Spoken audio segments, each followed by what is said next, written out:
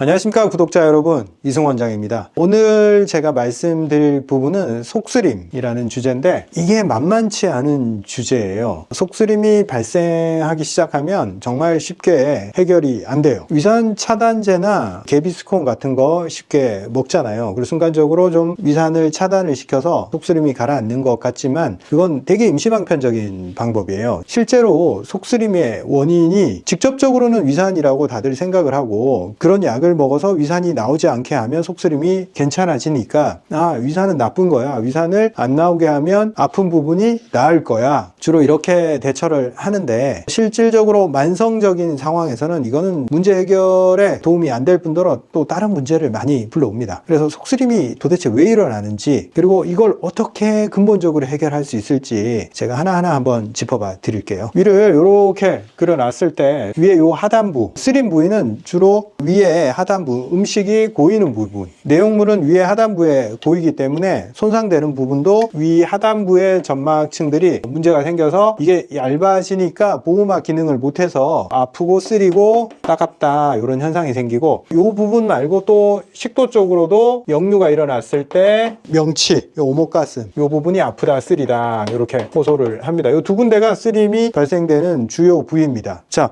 쓰림을 유발하는 원인에 대해서 다 한 번씩 짚어봅시다. 위산은 위에 요 상단부 위산 분비샘에서 분비가 됩니다. 위산, 펩신 이런 소화액들이 분비가 됩니다. 또 우리가 상식적으로 속쓰림을 유발하는 원인들이 있죠. 음주, 커피, 매운 음식, 위에 자극을 줄 만한 요소들이죠. 또 속쓰림을 유발하는 게 어떤 게 있을까요? 식사 습관에 의해서도 속쓰림이 유발됩니다. 식사 습관 중에서 당연히 많이 먹으면 과식 후에 속이 쓰릴 수가 있고요. 불규칙한 식사, 야식, 기본적으로 소화장애가 있는 분들, 이 원인을 벗어나지 않습니다. 속쓰림을 만들어내는 원인들이. 자, 하나씩 한번 짚어봅시다. 자, 먼저 원인이 되는 음식들, 이런 자극을 주는 음식들. 또 한 가지, 산성 음식도 신음식들, 신맛이 강한 음식들도 쓰림을 유발하는데, 이런 음식들이 어떤 영향을 주냐면, 첫째로 음주나 커피는 위산 분비를 촉진을 시켜서 위산이 많이 나오게 하고, 산성이나 매운 음식도 마찬가지예요. 자극이라는 것은 이 분비샘을 자극을 해서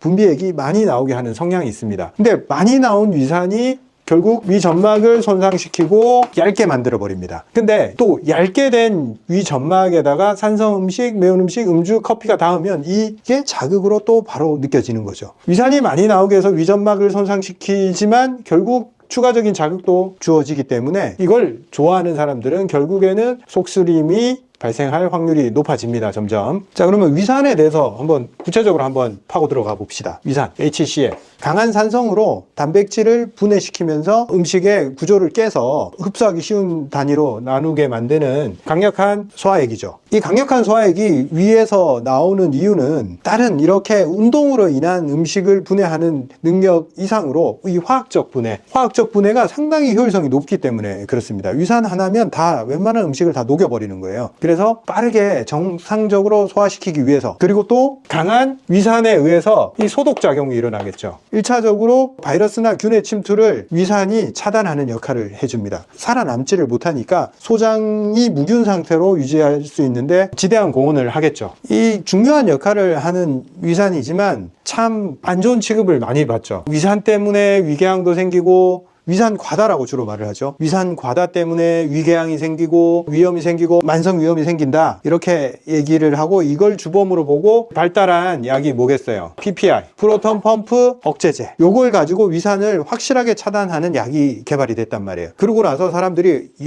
이거 먹으니까 속쓰림도 없어지고 소화도 잘 되고 모든 위염도 없어지고 이거 위장에 관련해서는 만병통치약이구나 하면서 전 세계적으로 이 약이 소화기 질환에 아주 빈번하게 사용되기 시작합니다. 내과에서 처방을 해줬다 하면 거의 이쪽 계통이 한 80~90% 정도 된다고 보시면 됩니다. 그래서 이 약이 워낙 잘 들으니까 위산은 나쁜 거, 위산 과다는 나쁜 거, 이런 이미지가 많이 심어졌는데, 아까 말씀드렸죠. 위산은 중요한 거라고. 화학적 소화, 살균 소독의 역할을 하기 때문에 만약 이게 약해지면 우리 몸은 문제가 생깁니다. 정상적인 소화도 안 될 뿐더러 몸에 자꾸 병이 생겨요. 그래서 이 약들이 당장의 불편감을 해소를 했지만 만성적인 질환의 병이 낫지 않더라. 위장병이 낫지도 않고 또 다른 문제, 근본적으로 가장 큰 부작용이 뭐냐면 이걸 줄여놨으니까 소화장애가 자꾸 심해지는 거예요. 소화장애가 자꾸 심해지고 소화가 점점 안 되는 현상이 생기고 몸에서 물질의 불균형이 일어나요. 화학적 소화를 통해서 물질을 재조합을 해야 되는데 위산이 약해지니까 모든 물질들의 재조합이 잘 안 되는 거예요. 그래서 몸에서 문제가 점점 누적되기 시작합니다. 만성적으로 썼을 때 문제가 크니까 최근에는 또 기능의학 쪽에서 야, 위산이 범인이 아니야, 저산증이 문제야 라는 또 움직임이 대두가 돼서 베타 HCl, 위산은 필요한 거야 라고 해서 또 위산을 많이 넣어주는 그런 경향이 있어요. 그래서 당장 소화 안 되던 사람들이 이걸 먹으면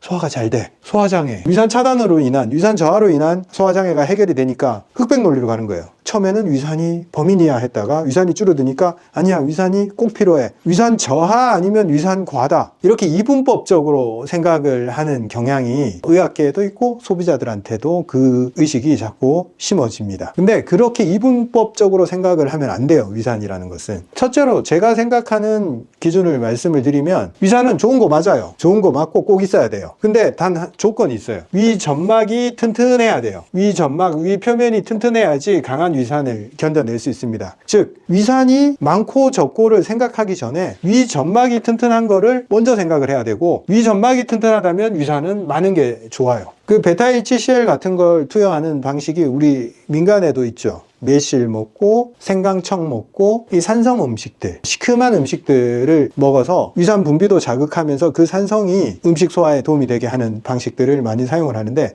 저는 이것도 좀 반대해요. 강제로 위산만 강화를 해주면 위 점막이 약해진 상태에서 또 다른 문제, 속쓰림, 이걸 또 해결할 방법이 없어진단 말이에요. 그래서 위산에 대해서 그렇게 관심을 가지지 말자주의예요. 저는 위산은 내 몸이 건강하고 내 혈액이 충만하면 지가 알아서 충분히 적정량을 만들어낼 거란 말이에요. 그래서 위산에 집중하지 말자가 위산에 대한 제 주관이에요. 위산을 과다 분비시키지 말고 자극도 주지 말고, 그렇다고 부족하다고 해서 산성 음식을 막 먹거나 그러지도 말자 이거죠. 자극을 주는 이런 음식들을 일단 제한을 하면 추가적으로 위산이 많이 분비되는 현상이나 위 점막을 깎아먹는 현상을 막을 수가 있단 말이에요. 또 위산이 부족하다고 해서 억지로 산성 음식을 먹는 그런 어리석음을 또 하지 않아도 된단 말입니다. 그리고 중요한 거, 식습관이 제가 중요하다고 말씀을 드렸는데 이게 많이 중요해요. 위 점막이 강한 위산이 나와도, 위산이 막 나와도 위 점막이 잘 버틴단 말이에요. 그런데 조건이 나빠지면 이 위산과 위 점막의 균형을 못 맞추는 경우가 발생을 해요. 우리가 위산이 많이 나올 때는 어떨 때겠어요? 음식이 들어왔을 때 위산과 소화액이 음식에 작용을 하기 때문에 상대적으로 점막에 작용할 확률은 줄어들어요. 왜? 음식에 다 스며들고 음식을 중화시키는 과정에서 위산이 사용되기 때문에 위 점막이랑 부딪힐 일이 많지가 않아요. 근데 언제 위 점막을 깎아 먹겠어요? 이 위산이 빈속일 때, 음식이 안 들어왔을 때. 음식이 안 들어왔는데 위산이 나온다. 위 점막이 그때 상합니다. 그래서 규칙적인 식사가 굉장히 중요한 거예요. 위산과 소화액은 언제 나오냐면 내가 맨날 반복적으로 음식을 먹던 그 시간에 위산이 나오게 프로그래밍이 돼 있어요. 이 반복에 의해서 우리가 규칙적인 생활을 함으로 인해서 그 시간에 나는 밥을 먹을 거야 라고 이제 몸이 알고 있는 거예요. 그래서 그 시간에 위산을 내놓습니다. 근데 대중 없이 밥을 먹는 사람이 있죠. 정해놓지 않고 아무 때나 기분 내킬 때 밥을 먹는 사람이 있어요. 그리고 뭐 근무 시간 때문에 불규칙하게 식사하시는 분들이 있단 말이에요. 준비가 안 된 상태, 음식이 없는 상태에서 위산이 계속 분비되면서 음식에 작용해야 될 위산이 위 점막에 작용을 해서 야금야금 위 점막을 깎아내리기 시작합니다. 그래서 불규칙한 식사가 결국 점막 손상을 불러오는 거죠. 마찬가지로 밤에 우리가 식사를 하는 거, 밤에는 위가 활동을 많이 안 해요. 위가 쉬고 작동을 안 하는 시간이란 말이에요. 그런데 우리가 늦은 시간에 출출해서 음식을 먹고 자잖아요. 그러면 두 가지 현상이 발생할 수 있어요. 하나는 자야 되는데 위산을 많이 분비해 놓을 수도 있고, 음식이 들어왔는데도 위산이 안 나올 수도 있어요. 내가 평상시에 어떤 패턴에 맞춰 살았냐에 따라서 두 가지 경우가 발생을 할 수가 있어요. 야식을 먹었는데 위산이 안 나와, 위산이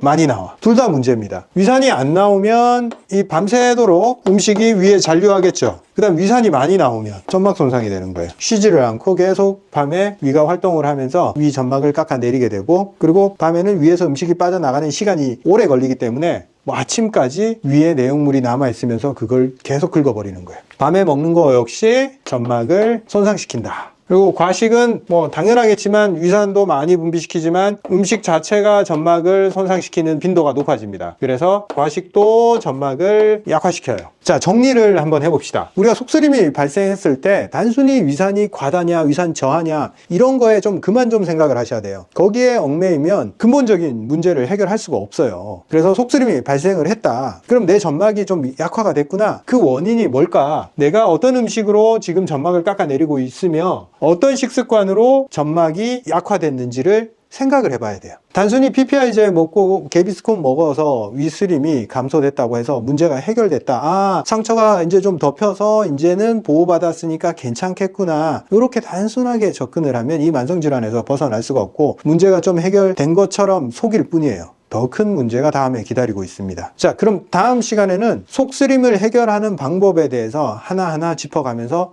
설명을 드리도록 하겠습니다. 감사합니다. 다음 시간에 뵙겠습니다.